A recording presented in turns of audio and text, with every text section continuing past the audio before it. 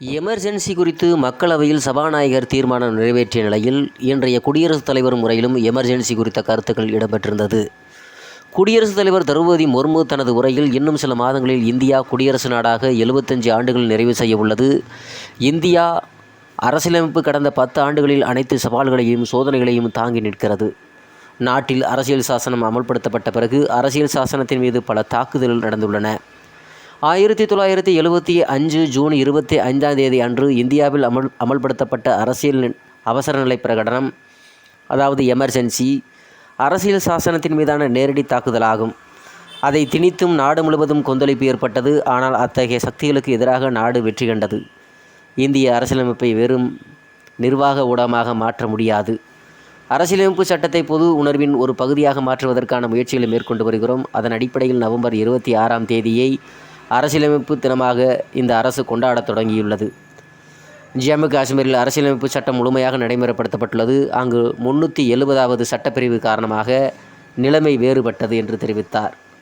எமர்ஜென்சியை தனது உரையில் குடியரசுத் தலைவர் குறிப்பிட்டதும் காங்கிரஸ் எம்பிக்கள் கடும் எதிர்ப்பு தெரிவித்தனர். முன்னதாக நேற்று சபாநாயகர் தேர்வு செய்யப்பட்ட ஓம் பிர்லாவும் எமர்ஜென்சி தொடர்பாக அவையில் தீர்மானம் நிறைவேற்றினார். அப்போது காங்கிரஸ் எம்பிக்கள் கடும் எதிர்ப்பு தெரிவித்தது குறிப்பிடத்தக்கதாக இருந்தது. அதாவது 1975 அவசர நிலை அமல்படுத்தப்பட்ட முடிவை இந்த அவை கடுமையாக கண்டிக்கிறது. எமர்ஜென்சியை எதிர்த்து போராடி இந்தியாவின் ஜனநாயகத்தை பாதுகாக்கும் பொறுப்பை நிறைவேற்றிய அனைவரின் உறுதியையும் நாங்கள் பாராட்டுகிறோம். ஜூன் 25, 1975 இந்திய வரலாற்றில் எப்போதும் ஒரு கருப்பு அத்தியாயமாக அறியப்படும். இந்த நாளில் அப்போதைய பிரதமர் இந்திரா காந்தி நாட்டின் எமர்ஜென்சியை விதித்து பாபா சாஹேப் அம்பேத்கர் உருவாக்கிய அரசியலமைப்பின் மீது தாக்குதலை நடத்தியிருக்கிறார். இந்தியாவில் ஜனநாயக விழுமியங்களுக்கும் விவாதங்களுக்கும் எப்போதும் ஆதரிக்கப்படுகின்றன. ஜனநாயக விழுமியங்கள் எப்போதும் பாதுகாக்கப்படுகிறது.